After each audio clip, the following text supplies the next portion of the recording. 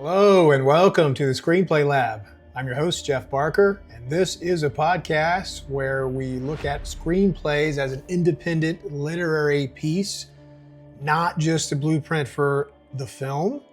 We take one screenplay, we break it down, we see what's unique about it, what's interesting about it, and most of all, what we can learn from it. And this week, the screenplay we're breaking down is actually a teleplay. It is the pilot for Widow's Bay by Katie Dippold, and a lot to look at here and learn from, and some interesting things about the business and about screenwriting. And I'm excited to get into it with you. I know some of you are probably wondering, wait a second. I thought we were going to get the back 50 pages of the Obsession script. And well, one of these days, I felt like it was a good time to take a breath, let everything just sort of settle. Obsession was like this bomb that went off, this beautiful, beautiful bomb that changed everybody's lives, especially Curry and my children. And I'm so grateful and thankful for that. All the things. But yeah, wanted to just move on to something else, come back to it at another time. And Widow's Bay, what a great show on Apple Television. It's horror, so it's right in my sweet spot. It's also comedy, which is something that I like to write and appreciate. I mean, even horror needs to have comedy. If you just live down there in the dread, in the tension, and you don't allow the readers or the viewers come up to take a breath, a couple of things happen. One, they get burned out. And two, even worse, is the dread becomes the status quo and it no longer holds the tension that you want it to. So you have to have these ups and downs so you have something to balance it against, so you just don't stay down there in the dread. So Widow's Bay does a good job of that, where there's a lot of comedy. And the reason why is because this was originally a spec script for Katie for Parks and Rec, which got her the job. She wrote it as a pilot spec. In television, the spec is writing a script of a show that already exists to show that you can write in the showrunner's voice, that you can come up with original ideas. It's different than in features, where a spec is your own original idea that you speculate could be sold. It's like, it's on you. I've got this idea. I'm going to write it. Hopefully we sell it. If not, move on to the next one. And that's the key, moving on to the next one. You know, for me, my specs, they're like my babies, and I bring them out and water them frequently, but I don't just harp on this one spec and just rewrite it 1,000 times over and over and never move on to the next thing, because there's growth in moving on to the next thing and not being stuck and over editing. Things that I wrote several years ago are now seeing new life with new producers and new projects. And I'm happy to go in there and play with them again. It's like bringing out old toys. It's like getting out the old Legos and starting to build and move things around again. And it's so fun and exciting. But you want to be careful not to just get stuck on that same project and just rearranging the Legos over and over again. So Katie Dippold gives us a good example of that, where she had this and she thought it was such a cool idea and she wanted to write horror comedy specifically. So she thought it would be funny to have a workplace horror comedy, and started rewriting the script. She says over 15 years, she rewrote it many different ways, many different versions, many different tones. And the tone that we have here is still not the final tone that's in the show that you love so much. That one is more of a dark comedy. Now, there are jokes in there. There are setup payoffs that happen quite frequently. When I was watching this show, I was telling my wife, I was like, this feels almost sitcom-y. She disagreed with me. So it's a matter of perspective. But for me, I could definitely, and this is before I even knew that this was originally a Parks and Rec spec script. But for me, I could feel the DNA in there. I could feel the bones of the jokes. And then when I read this script, and I really didn't know, I thought I was getting the script to the pilot that we actually see on Apple Plus. But it's not. This is one of the earlier scripts that has this really joke forward tone. When I saw that, it became really obvious of how this all evolved and how that this script is, and what we see on the show is so different from this.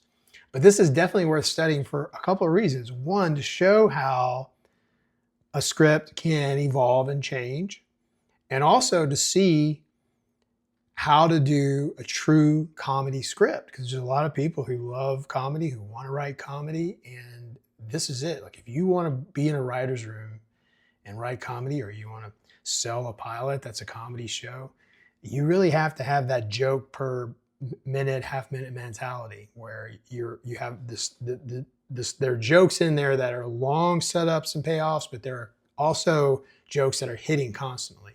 Setup, payoff, setup, payoff. And there's so much of this in here. It is really hilarious. It's laugh out loud funny.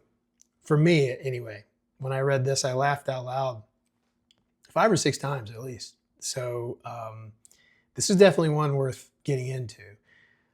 A little bit about Katie Dippold. She's from New Jersey. She went to Rutgers. She got her big break as a writer on Mad TV. That's what got her out to LA. And then she did use this to get the job on season 2 of Parks and Rec. And then she stuck around and worked her way up and up and up to a producer. And I think she actually is credited with 6 or 7 scripts to her name on the show. She may have been there for the life of the show. I'm not sure, but she was there for quite a while. Also a feature writer. She wrote The Heat, the 2013 film starring Sandra Bullock and Melissa McCarthy. She was a co-writer on Ghostbusters 2016. So clearly she's got the joke bone, the comedy bone, and it really shows in this script. So let's get to it. We'll start with page 1 here, and you'll see right at the top it says Widow's Bay. Now there is a title page, but again, the script starts with the title, which is unique, something you don't see very often. And then exterior road day. So we get right into it. A gloomy northeast island town. Hands separate branches to reveal a cheery but ominous sign that reads, "Welcome to Widow's Bay. It's safe now."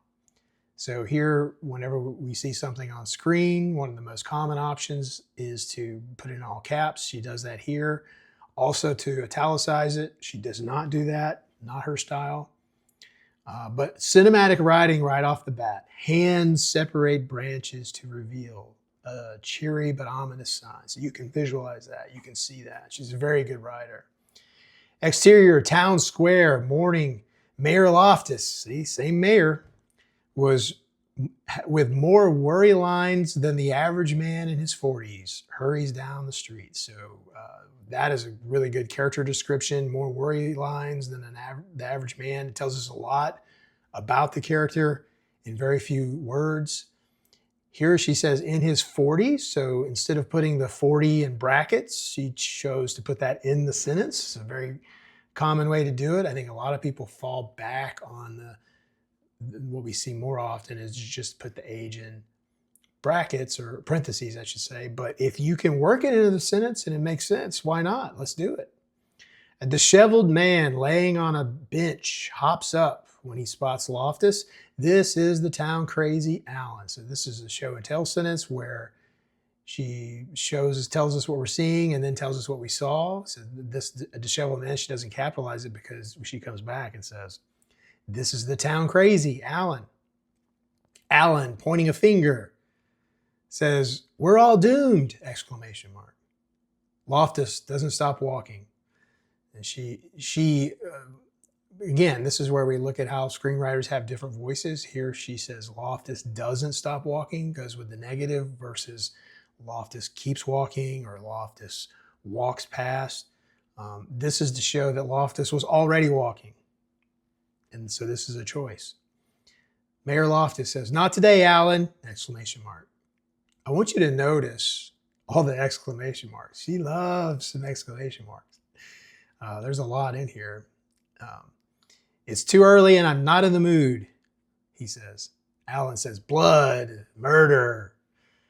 And then he said, here's some exposition he gives us, but he's telling it to Alan. He says, "Today marks 5 years without a single incident, so give it a rest."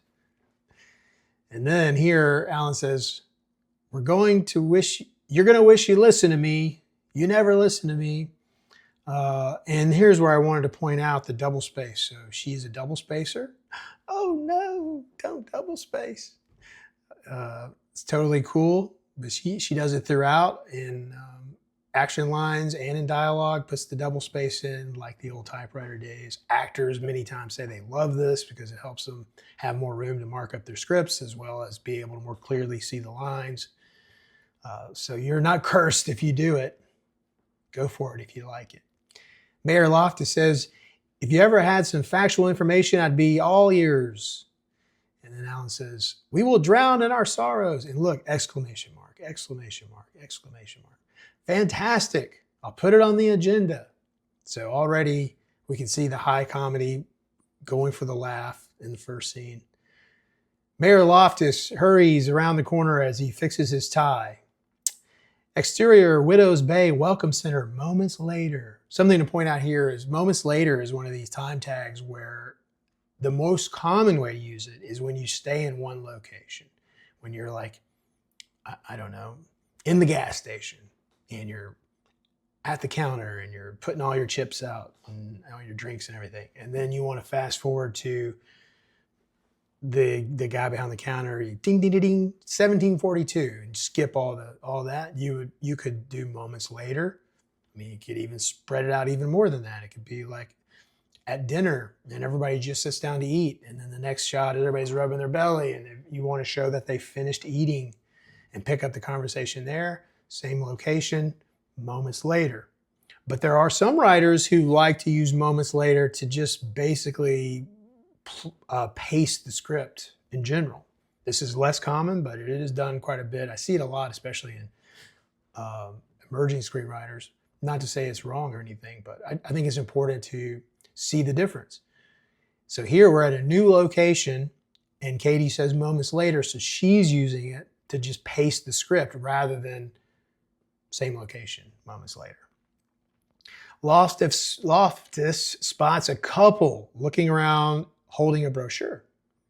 Couples in all caps. Mayor Loftus, you must be the Becketts. Ahoy, mateys. That's not how I usually talk. Tom Loftus, Widow's Bay's mayor. How was the ferry ride? So I put a little smiley face here because this is obviously a joke. When he like self-deprecates and corrects himself.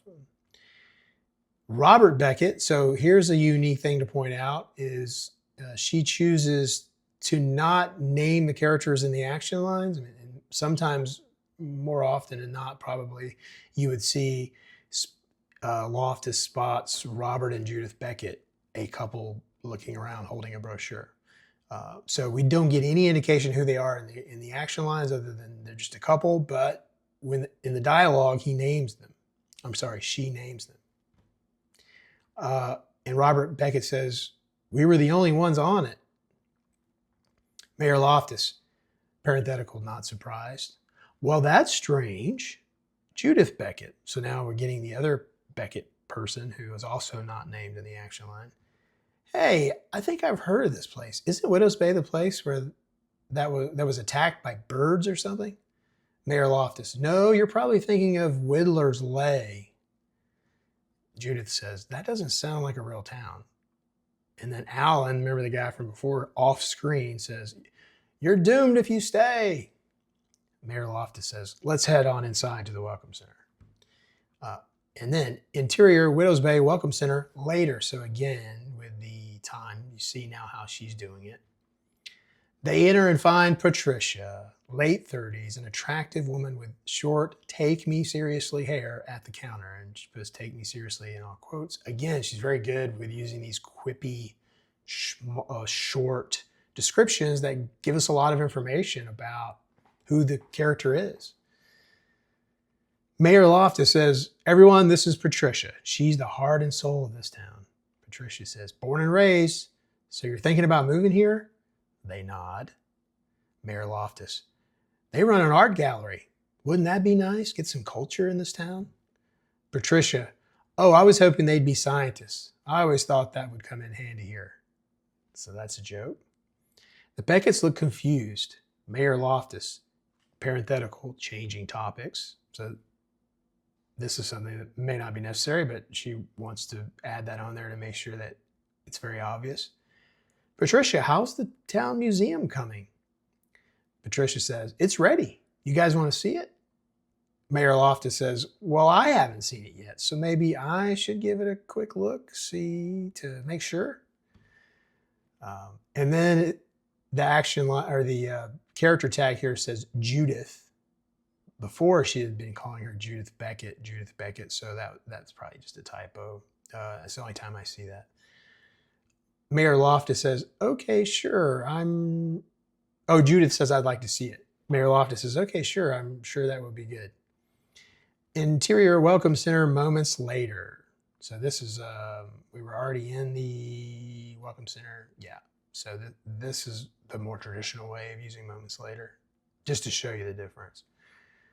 Patricia leads them to a row of glass displays. Patricia, in 1691, Widow's Bay was built over a cemetery of betrayed settlers. So this is a smooth and funny way to get a lot of exposition and set the stage for what this town is all about. Mayor Loftus says, Patricia. And then we've got the double dash here, which most often means that the dialogue is being interrupted. So we can assume that it's supposed to be played where Patricia cuts him off as he says Patricia and says, the cemetery had itself been built over a Native American burial ground. And then Mayor Loftus cuts her off, says, yeah, I don't think we need that kind of information. I thought you were going to have a history on the lighthouse, that sort of thing. Patricia says, you don't even want me to mention the curse or Wendigo? So we're getting some good humor here. And this is, you see where the DNA of this shows up in the actual pilot, where you have the New York Times travel correspondent that's there and getting a tour. So a lot of this, or a version of this, is in the pilot, but this was a couple. It's totally different.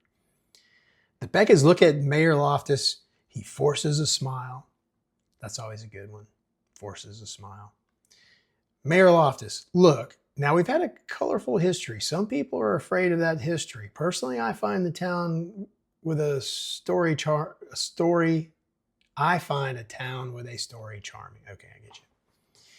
Judith Beckett, pointing to the display, who is the beast and why was he stealing souls? So you could see that this comedy is more in your face, on the nose, not the more grounded dark comedy of the show, although some of this is in here.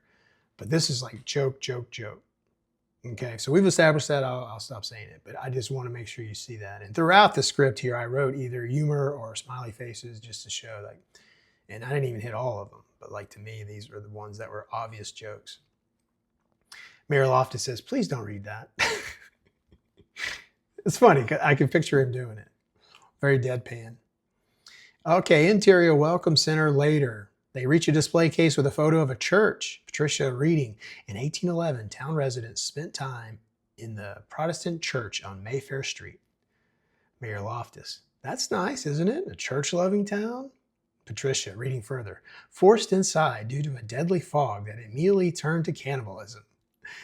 And remember in the real show, and I haven't seen the show in a while because I watched it right when it came out pretty much, and especially the pilot's been on quite a while now, but I remember him talking about cannibalism with the New York Times guy, and it might have been a painting or something, but or a plaque. So it's probably very similar to this.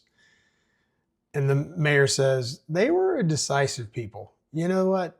How about I pick out the display cases? So he doesn't like the way she's doing it. Interior welcome center later. So we're moving through it. Pop, pop, pop. This is really good for a 30-minute sitcom horror type script, which it is, 35 pages, by the way. That includes the cover, so 34 pages. And we get some space because, I'll show you in a minute.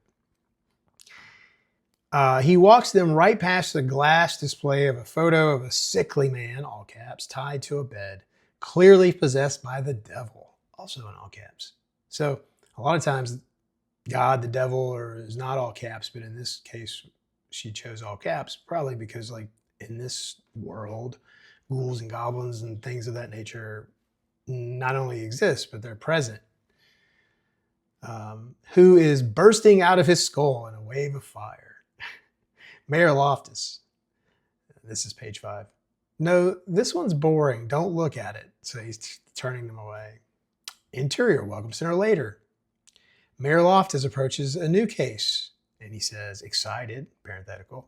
Here we go. In 1973, a shape-shifting creature devoured 12 people. Oh, I thought that said something else completely. I wouldn't have sounded so excited. It's funny, right? I think she's hilarious. Exterior Welcome Center later. So now we're outside. Loftus follows the couple outside. Mayor Loftus. And that concludes the tour. Fun stuff, huh? Judith Beckett. What the hell was wrong with that dog? Mayor Loftus. Doesn't matter. What does matter is that the dog attack was our last incident. Now that's 5 years of normal, happy living. So this is the second time we've hit the 5-year, making a point. It's been a while. It's been 5 years. We've even organized a town watch to keep the people of Widow Bay informed and safe. Parenthetical, glaring at Patricia. Naturally, there are no display cases for any of that information. And he underlines that. So this is the most classical way to emphasize a word that you want to really hit in dialogue is to underline it. I usually italicize it because I'm just a bad boy. I'm a bad boy at script writing. Well, that sounded weird. But yeah, underlining is most common. Judith Beckett to husband, parenthetical. Why haven't we left yet? Robert Beckett, too scared to move. I'm fine now, let's go. So you can see the tone of that joke writing. And they start to walk off. Mayor Loftus, now hold on, statistically, this town is safer than most. Patricia, it's just when things are bad, they're bad. With 6 A's for bad. Judith Beckett, I can't believe he couldn't think of a better fake name than Whittler's Lay. So that's a callback joke. So that's really good joke writing technique where you have all these jokes, but then you come back to the one that set them all up, the first one. And the action line says, they're gone. Patricia stands next to Loftus. Patricia says, Fiddler's Cave? So another callback on the callback. And then here, notice if you haven't read a lot of TV scripts, one thing that they do often, and again, actually seeing this less and less now that the types of shows that are being made are more, they're not so episodic as far as like sitcom-y, like serial. So we're seeing this less, but it goes way back to the tradition of television writing where you will end an act and wherever it is on the page and just all white space, and then you always want to start a new act on a new page. So here's Act 1 because that was the cold open. So they did that here, and we're to page 7. Mayor Loftus addresses a room of only a few people, including Patricia. Mayor Loftus, good morning, everyone. Town watch now in session. Loftus notices the chair behind the typewriter is empty. Loftus says, where's Ruth? Patricia, she went home to take a nap. Now, I think this version of this is actually made it into the show. Mayor Loftus looking at his watch. A nap? It's 11 a.m. Patricia says, she's an 84-year-old woman. Mayor Loftus, I'm aware of that, but I don't think it's too much to require a secretary to work more than 3 hours a day. This is all very Parks and Rec-ish, this scene. You can see the workplace humor. Patricia says, what are you going to do, fire her? Loftus says, I'm just saying, if she's that old, maybe she shouldn't be working anymore. Why am I the only one that sees that? Forget it. Barry, give us the activity report. Loftus sits and rubs his temple as Barry, all caps, a tall, lanky man, takes off his hat and stands up. Barry says, sure thing, Mayor, reading notepad. 8:14 p.m. last night, saw 3 suspicious teenagers hanging outside that place where people go when they die. Mayor Loftus nodding, a cemetery, yes? Barry, well, I hate to say it, but these teens were drinking beers and having a good time. Action line says, commotion. Patricia, Are they crazy? That's some kind of death wish. Mayor Loftus, all right, take it easy, take it easy. Did you talk to them? Barry says, no, they ran when they saw me. I'm sorry, everyone. Barry sits down, disappointed with himself. Mayor Loftus, it's all right, Barry. Stop being so hard on yourself. Patricia, I wonder who it was. Probably a teenager that breaks the rules a lot.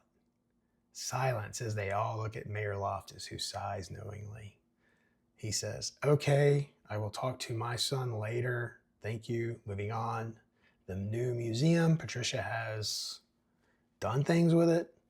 Here uses the ... as a pause. I use that a lot in my writing. It just works. It's very natural for me. But I wanted to point out here my son. So this is plot. We're learning in just this one thing here that his son is sort of a misfit, troublemaker, rabble rouser, and he's the mayor's son. So he feels entitled and gets away with stuff. Patricia starts an applause for herself. That was based on the museum. The mayor says, nope, don't do that. Your museum scared people away today.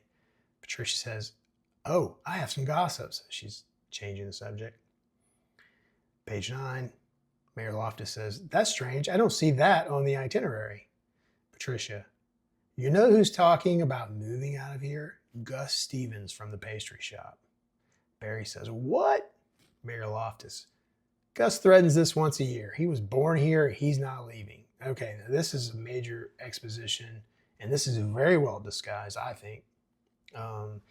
One of the main plot points of the whole show, and even in this early version, is that if you're born on the island, you can't leave. Like, you're cursed to stay there forever. If you do leave, you're gonna die, whether it be by boat on the water, or you fly somewhere and then you get in a taxi and get in a car accident. Like, you can't leave the island. And they hint at that here in a very disguised way. In fact, if you don't know the story, that would go over your head till later.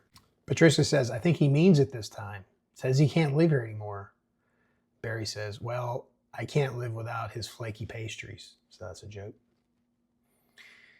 And then Mayor Loftus says, people, this is what I'm talking about. We need more people moving here and fewer people leaving, or this town will never thrive. Now, the meet and greet party for possible new residents remains on the schedule for tomorrow night. I just wanted to point out, she bunched 3 of the same words right here, probably for emphasis. Suddenly, we hear a loud scratching sound. So now we get some camera direction on the page. So she will use that occasionally. They all look to see an intense, gray-haired Sheriff Reynolds, 58, all caps, in the back, dragging his nails down the chalkboard. So that's quite an entrance. Sheriff Reynolds, this town ain't ready for no meet and greet party. I don't know why I gave him a Texas accent, but because these are all New Englanders, right? Mayor Loftus, Sheriff, for the last time, just raise your hand, and I beg to differ. We've had 5 good years and still going strong. Now, it's 3 times we've mentioned 5 good years. So even a browsing reader would realize, oh, that must be significant. Barry, holding report, parenthetical. I don't know, Mayor. Things are getting eerie. Marge Phillips called in this morning to report a man rummaging around her shed. I drew the description she gave me. He holds up a bad stick figure drawing. Comedy, straight comedy.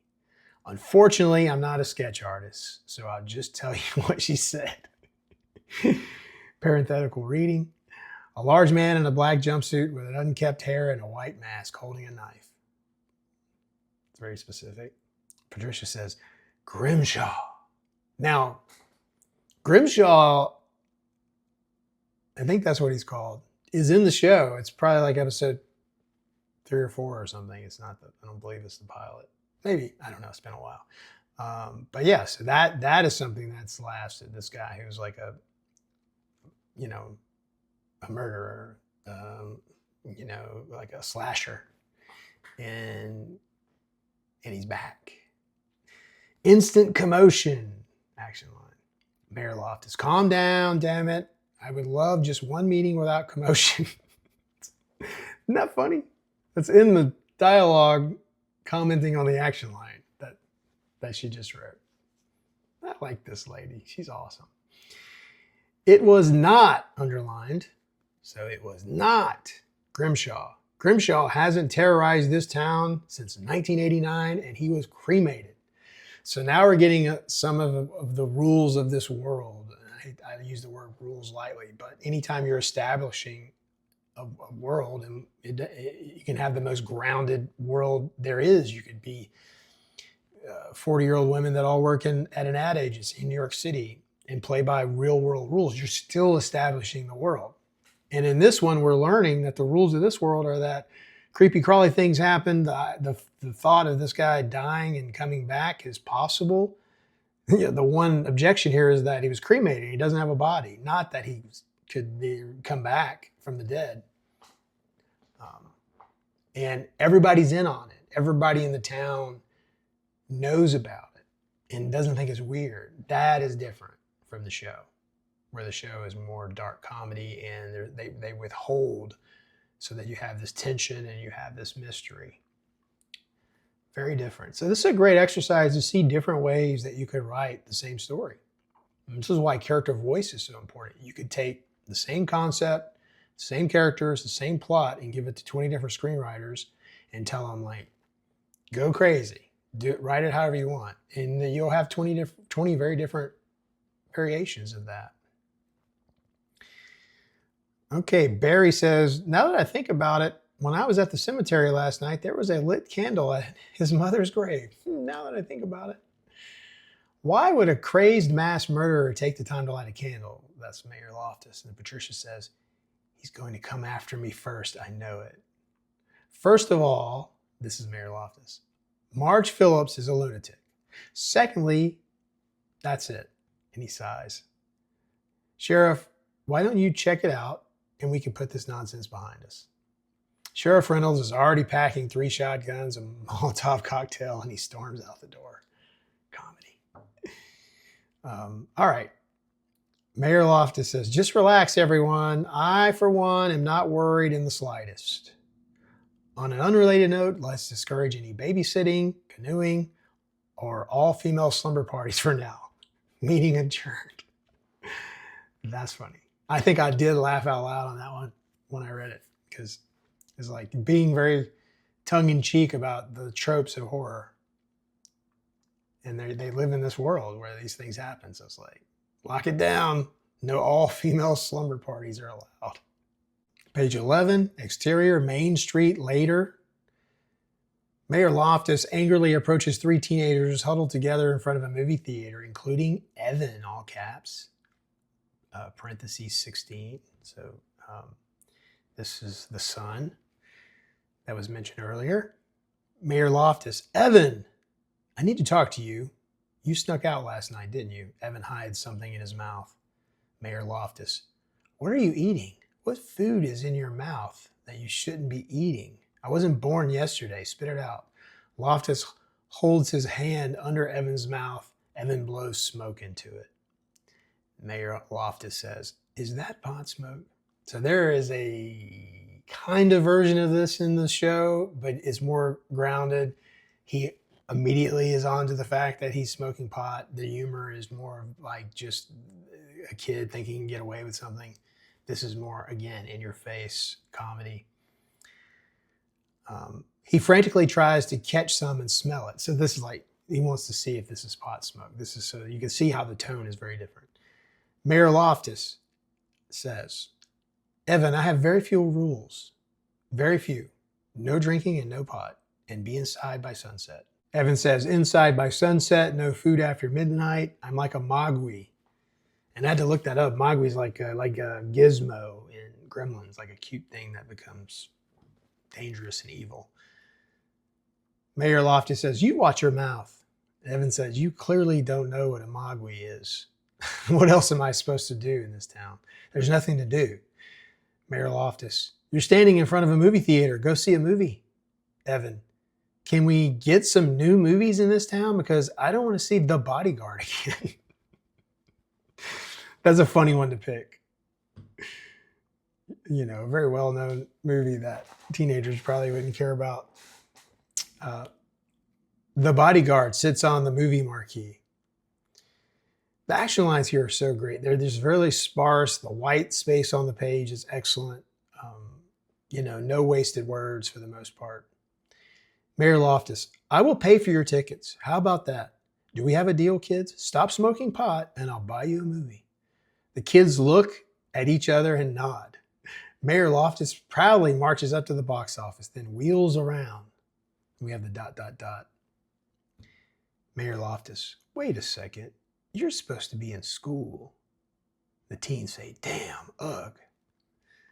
So this is an interesting choice, and he does it twice here, where when the teens speak in unison, he gives, or she, I don't know why I keep saying he, I'm so sorry, Katie. She gives the actors multiple things to say, so they're not just like speaking in unison, but it's more about this is the tone of what's being said here. Mayor Loftus, you were going to let me pay for your movie while you ditched? You're in big trouble. And why'd you leave a candle at Beth Grimshaw's grave last night? Evan says, I didn't. The teens say, Grimshaw's back. Oh, shit. And there's that slash again. Mayor Loftus, no, he's not. Stop that. We will deal with this later, young man. Just get in your car and go to class. Evan, fine. The teens get into Evan's car. Evan drives off in the wrong side of the road, swerving all over the place. Mayor Loftus, damn, now he's driving under the influence. Okay. So, not it's really something to joke about, but you can see it's a great example of the type of comedy here.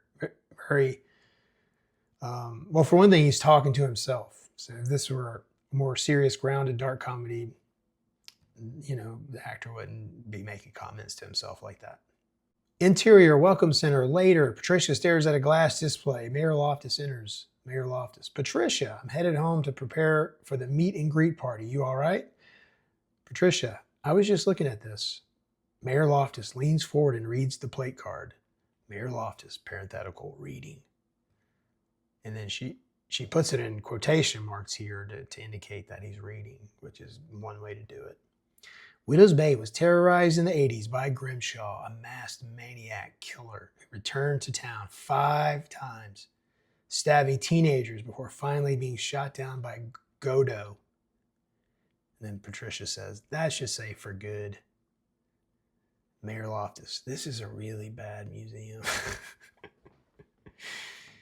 Patricia, what if he wasn't shot down for good?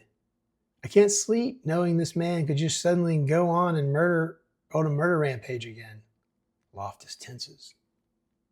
Mayor Loftus, we all need to calm down. I'm not letting people get riled up by some lunatic spinster named Marge Phillips.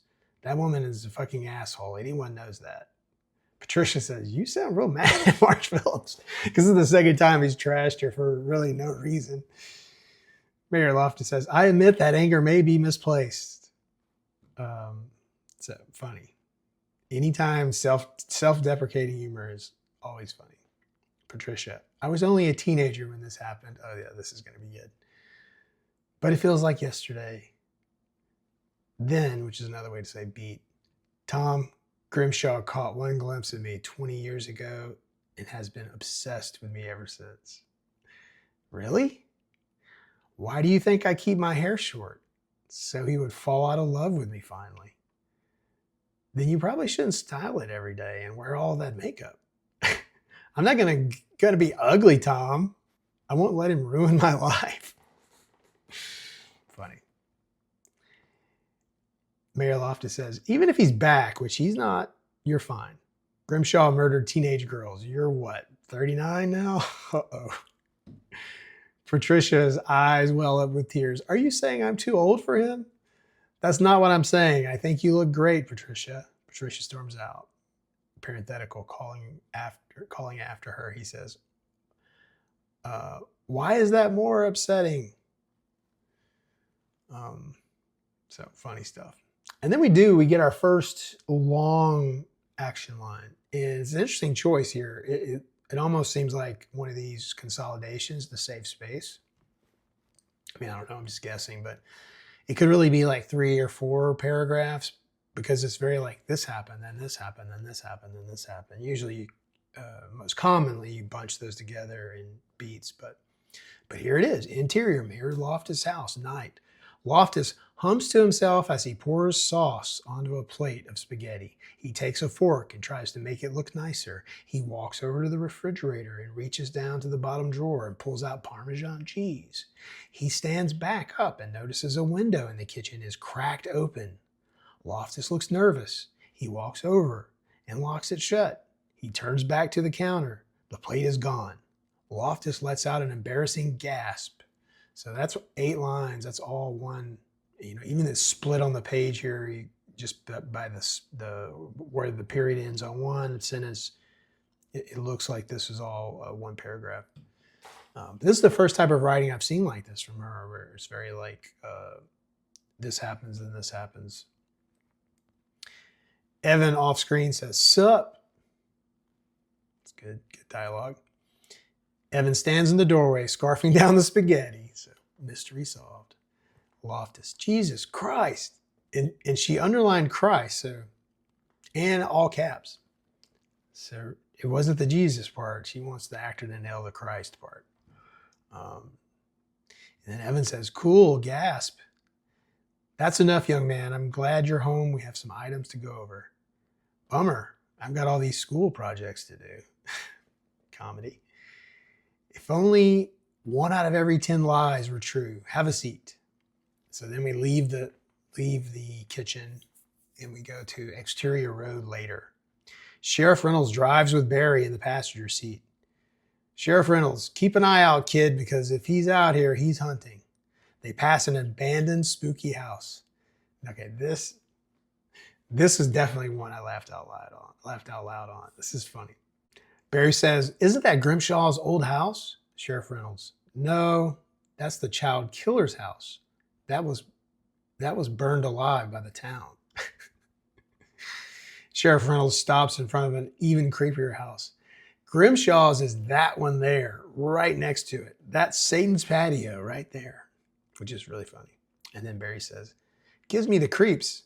I wish we could have just tear it down." Okay, this is the funny part. So that's the setup. I wish we could just tear it down. Sheriff Reynolds says, "Actually, we did. Tore the thing down back in '94 and built a real nice house on its place. But no one ever wanted to move in there, it being a locale for gruesome murders and whatnot. So over time, it got run down, and now it's pretty much exactly the same house." I appreciate that humor. Barry says, "I thought it was all sealed up." "It is. Why?" Action line. "The front door is open." Sheriff turns pale. Barry, "Should we go in?" Sheriff Reynolds, "Yep," but he doesn't move. That's good. Then we go back to the house where we were before, interior Mayor Loftus' house later. She doesn't really get specific about rooms, just at the house. And then in the action line says they're in the kitchen. Evan sits at the kitchen table, slouched in his chair. Mayor Loftus sits across from him, going over a list. Mayor Loftus, "I just want you to have some hobbies, activities. They'll keep you out of trouble. What about starting a chess team?" Evan says, "If you think that would be safer for me, you're wrong, because I would kill myself." Very teenage humor. Loftus crosses that off the list. "If it's so unsafe for me to live like a normal teenager, then why don't we just move?" "Because this is our home, Evan. Sure, Widow's Bay has learned some tough lessons. It has its problems and difficulties, like any town." Okay, now here's a long-running joke that's coming. And so in comedy writing, this is, you got to have some of these in here. But it's very Airplane-esque, very literal, but very funny. Loftus walks over to the front door and begins to lock it. And he says, "But it's a great town." Loftus slides the chain lock. "Peaceful." He turns several bolt locks, then struggles to put a long metal slab across the entire door. And he says, "Family friendly, serene." Then he turns to an alarm system and types in a 15-digit passcode. It's a little slice of heaven, really. He gently sets a glass bottle over the doorknob and sits back down. You know, Evan, I remember when your mother and I moved here just a week before this little guy was born. So that, now we moved on from the joke, but it's very visual. You can see where he's just like locking things up, talking about how safe it is. Loftus pokes Evan's cheek. Evan stares at him, and Evan says, "Don't do that again." And Mayor Loftus says, "Sure, sure, sure." Mayor Loftus says, "Your mom really fell in love with this town. She believed in the people and the community. I like to think I can honor her by keeping everyone safe, even if I wasn't able to keep her safe." So we're getting a little backstory. And then Evan brings us back to the surface when he says, "Way to bring down the room, Mayor Loftus." "No, it's uplifting." Evan says, "Before I was just angry. Now I'm depressed. What else is in this pep talk? A Fukushima disaster?" Joke. Evan walks into his bedroom and slams the door. Mayor Loftus crosses items off. Okay, no nuclear awareness discussion group. So then we cut back to the sheriff and Barry. So we're going back and forth on these two scenes. That's a good way to indicate to the reader and to the viewer that these things are happening simultaneously when we go back and forth. Exterior, Grimshaw's old house. Later. Sheriff and Barry slowly walk up to the house, guns drawn. Interior, Grishaw's old house. Later. Sheriff and Barry enter the living room. Garbage is all over the place. Sheriff says, "Someone's been staying here." Barry says, "Sheriff." Barry points. A word is written across the wall in blood. All caps. Sheriff, "Now what the hell does that even say?" Barry says, "It looks like Berfel." Sheriff says, "Damn it all, I can never read his manic handwriting." And using blood as your medium just makes it that much harder. Then, that's beat. "Time to round everyone up. As long as he's sending out these messages, no one is safe." Barry, with a parenthetical that says dramatic. "Especially Berfel." That's the joke. So, and that's the end of Act 1 you see here, but it's at the bottom of the page, so there was no white space to skip down to, and then we start with Act 2. Now, that got us through 18 pages, and I'm not going to go through 34 pages with you, but I will jump around to some other things because most of it's straightforward. Very funny, so I would definitely recommend reading it if you are a comedy writer of this type of comedy for sure. But here are some other things to look at. At the bottom of page 20, we get a really long chunk of dialogue. This is from Ruth, the 84-year-old worker of the town. The first time we see her, she's in one of these meetings, and they are assuming, how could Grimshaw be back because he was cremated? And then she lets everybody know, no, he wasn't cremated. She tells this secret that she's kept, and she does it in a funny way. That's that block of text. And then if you go down to page 21, we get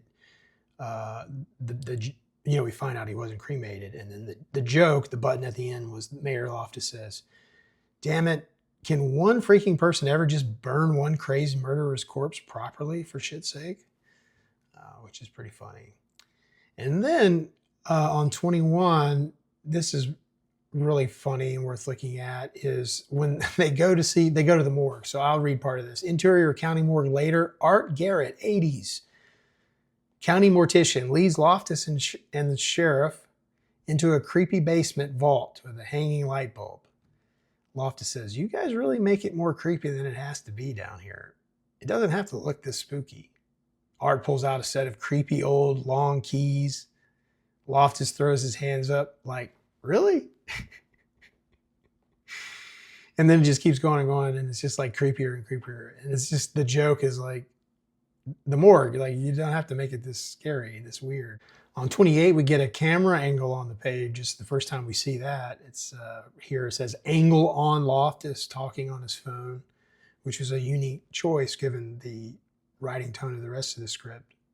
We have a pretty good bit on page 31. Interior shed continuous. This Grimshaw is showing up at the house now.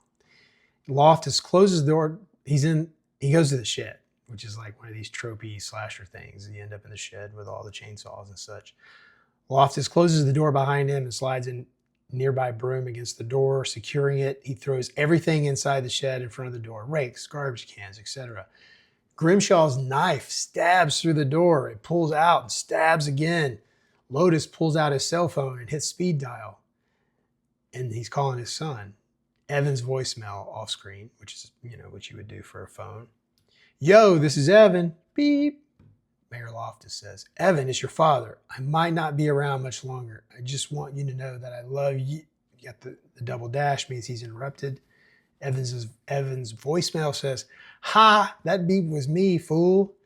This is still my recording. Okay, beep. Mayor Loftus, Evan, this is your father. These are probably my last words to you. Evan's voicemail, yo, you fell for that shit a second time. Okay, for real now, beep. Evan, you are goddamn shit. And the voicemail system says, your message has been sent. Mayor Loftus, sadly. Final words. And we'll go to page 34, which is the last page of the script. And so you see there, it says end of show. And there's only 2 acts, which is different. Usually it would be 3 acts or 5 acts, but they just do 2 acts here. Katie does. But here's a good way to look at how you would end a show like this, especially if there's going to be other episodes, obviously. So we're at the Welcome Center. Later, we'll skip down here. Barry enters. Barry says, Greg Cooper just called in from the lighthouse. He said a strange fog was headed our way. Mayor Loftus says, what does he mean by strange? Barry says, I believe the exact words he used were murderous fog. Mayor Loftus says, all right, look, we all know Greg Cooper is a dramatic lunatic. So it sets up this premise where they report something crazy. The mayor plays it off, wants everybody to just pretend like it's not happening, just deny, until he just has to face it. That's the humor of the show. Some of that stays to what actually does become Widow's Bay, but it's much more grounded and more of a mystery. Like, why is this happening, as opposed to just horror trope after horror trope. The final action line says, camera drifts over to the Great Fog of 1911 display. A black and white photo shows people screaming and running from a fog with lesions all over their faces. End of show. And I could see that very visually. So, all right, that is Widow's Bay, one of the hottest shows of 2026. And this was, I hope, educational for all of us to learn some good comedy writing and to see how scripts can be changed and manipulated to fit whatever tone we want them to be. This was definitely a different type of comedy tone. But thank you to Katie Dippold for writing this and allowing us to see it. And I think it's great. So thank you for hanging out with me here on the Screenplay Lab. You can always find out what's going on with me at my website, jeff-barker.com. Also, we could be friends on socials. I'm on all that, easy to find. Also, there are links on my website.